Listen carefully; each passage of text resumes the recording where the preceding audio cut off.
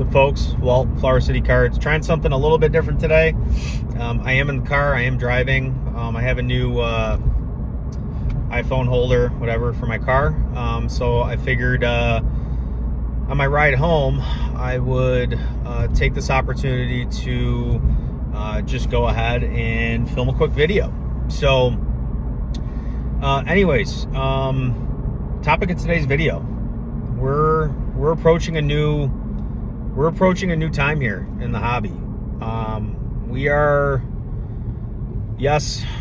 We did just have 3 sort of lower performing sets in perfect order: Chaos Rising and Pitch Black. But going forward, you know, we are going to have a couple of good sets, right? We're going to have our 30th celebration. We're going to have the Rayquaza set. And then I think there's rumor that we're going to have either like a tag team, a mega tag team set, or some kind of like battle themed type set. So it is going to be interesting. I think the next 3 sets are going to be definitely a step up from what we have seen. All that being said, you know, I think that most people need to understand, especially if you're in this hobby and you're starting out fresh, that you really the number one way to kind of stick around and really get to a point where you are seeing some, I would say, really substantial gains and really substantial collections is by just sticking around, guys. Like you need to find a way to stick around. And I think a lot of the time, I think people forget that, you know, they might see somebody who's been here for, you know, 3, 5, even 10 years, 15 years. I know there's a lot of people out there that do that, but you guys got to keep in mind that these people are effectively playing with, you know, house money at this point, right? So, and kind of what I mean by that is, you know, when you look at somebody starting out and you look at their collection, right? They might have $500, they might have 1,000, right? If you're lucky, you might have a couple thousand, you might have 5, 10,000, you might have been smart and invested, and you already kind of are in this alternative asset type avenue, or maybe you owned a business and you sold it and you want to deploy some of that money, whatever. The thing that you have to understand is that the smaller the collection, the longer it's going to take. And, you know, barring any additional outside funds, you are truly the one who has to build this up. Like you as a collector, you as an investor, like you are the sole person and sole flame, right? You are the gas. You are every piece of that fire that's going to keep things going or keep things staying lit.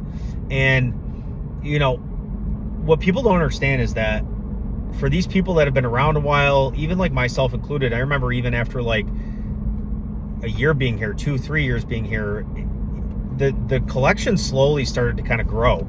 And what I kind of mean by this, you know, you're the only person if you're new, is that you don't have the power of time working with you, right? Like when you buy a product today, in 2, 3 years from now, you're going to have that product working for you, right? It's just like anything else when it comes to compounding interest, right? If you look at your collections and you look at, you know, your products and your sealed inventory or your cards or your graded cards, like you got to kind of look at it that way, right?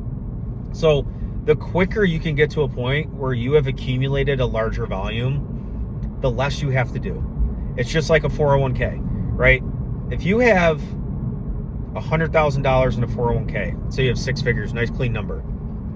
I don't know off the top of my head, I'm going to guess that if you assume a like 7.5 to 10% rate of return over the next 30 years, that 100K,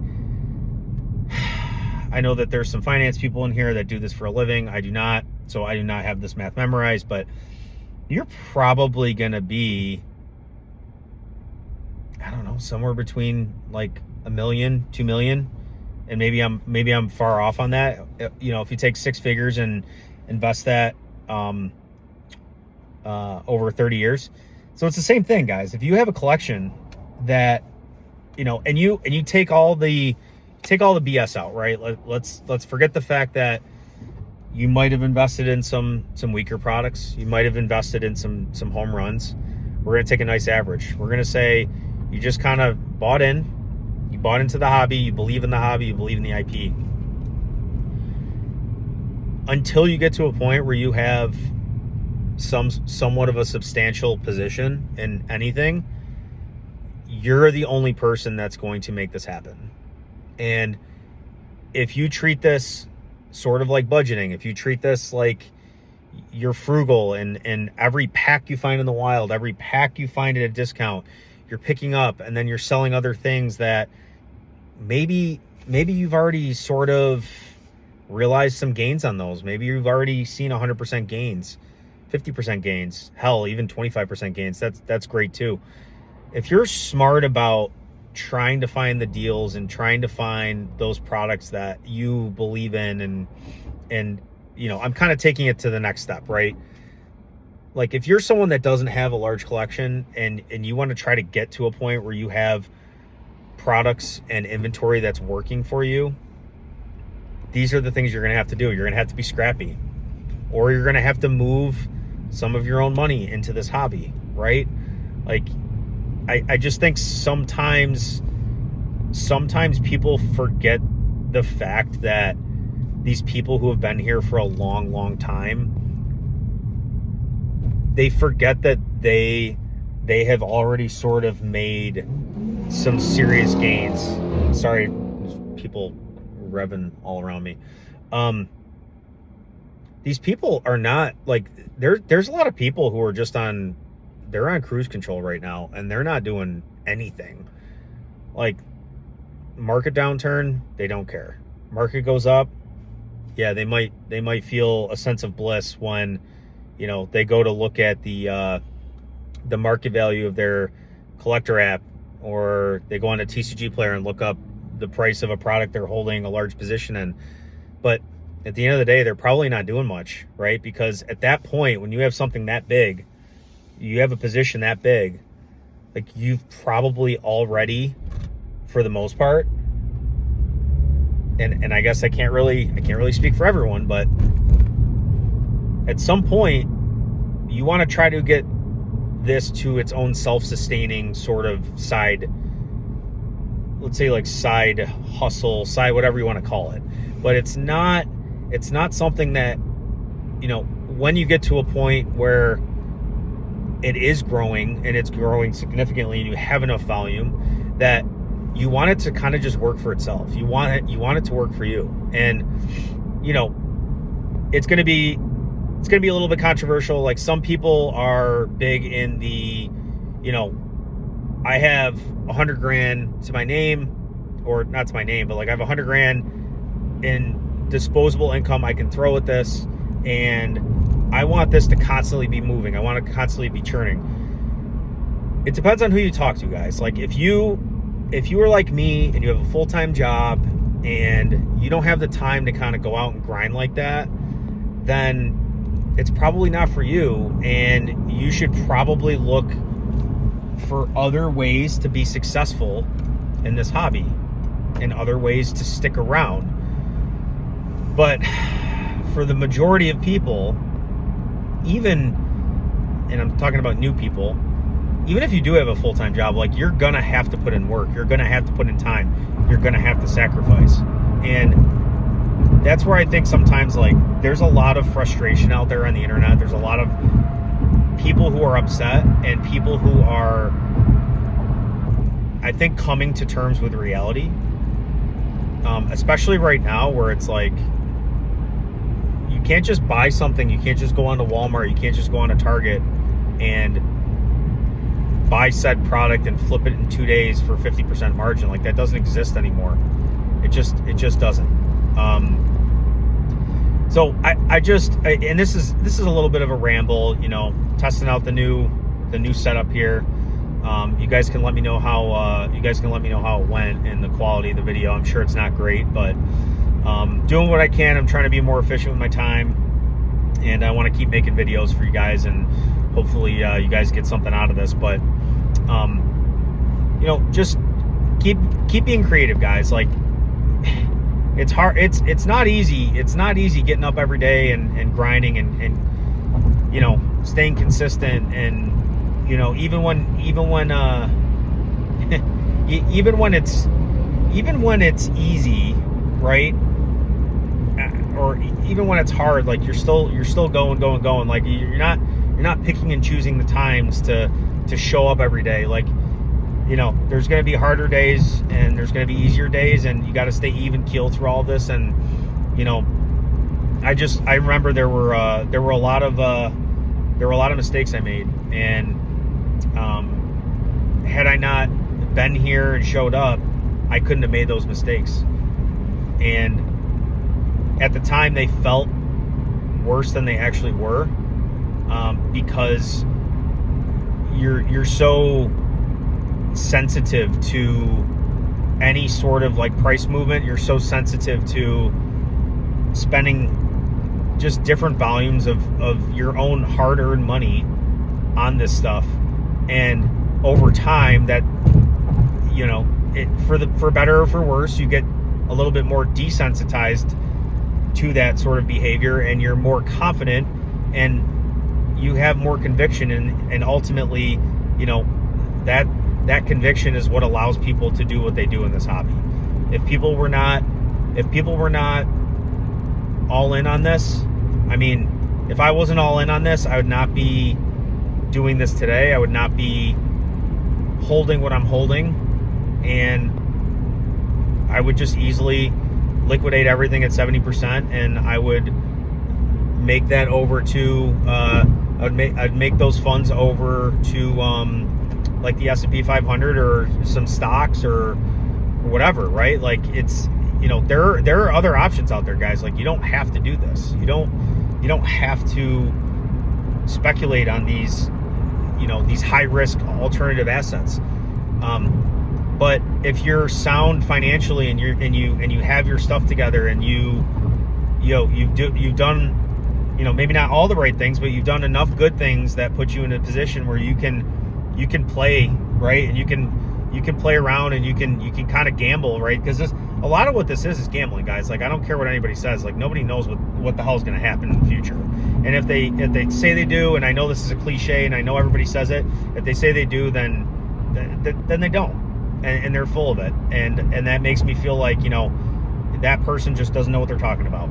So, you know, the only constant is change, and, you know, the last 3 years, last 2 years, whatever it is, has been great for us, for everybody in this hobby, and we were lucky enough to be here when it happened, and we were lucky enough to be in when it happened. But, you know, you can't go into this.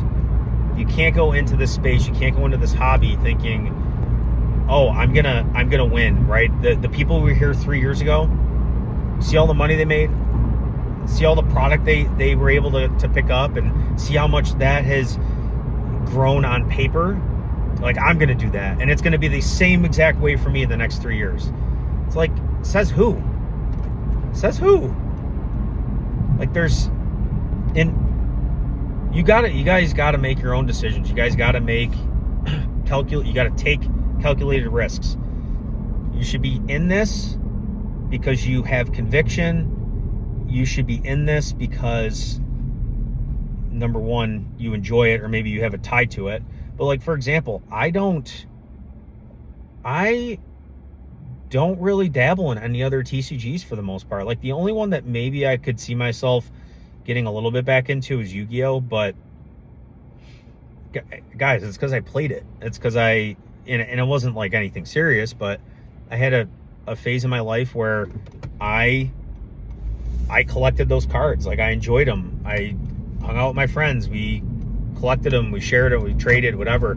Same thing with Pokemon, right? That's why I do that. That's what got me back into this in the first place.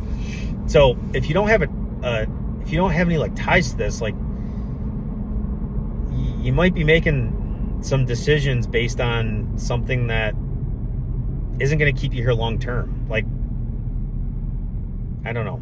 Or if you don't have a tie to it, figure out a way to be tied to it, right? Like,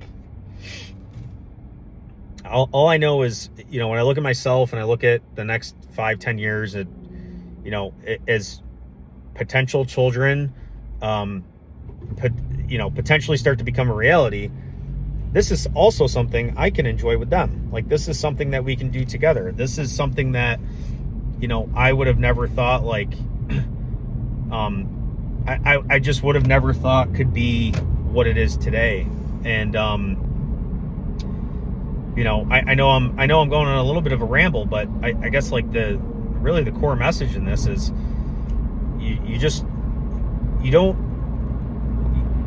it's not going to come easy, but if you don't stick around to find out, then it's not going to happen anyway. So, if you're either willing to put in the work, and you're either willing to put in the time, and you're willing to sacrifice or risk losing time, right?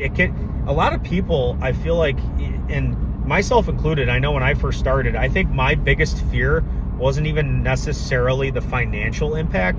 It was the fear of losing time. It was the fear of, like, wasting time, of wasting my own efforts on, starting something and having it fall flat on its face. And for a while, as I was doing this and running FCC and running the supply network and everything, like, there were times where I was just like, this is just not, it's not really doing it for me. And I really hope people, and not enough people try, and therefore the people who do try and they stick with it and they stick it out, they succeed, probably on a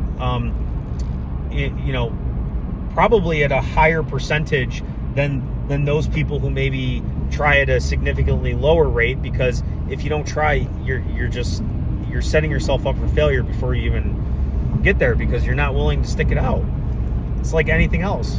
So I know I'm rambling at this point, but yeah, if you guys like this kind of content, again, please consider leaving a follow, leaving a like, interacting with the video. It helps me in a big way.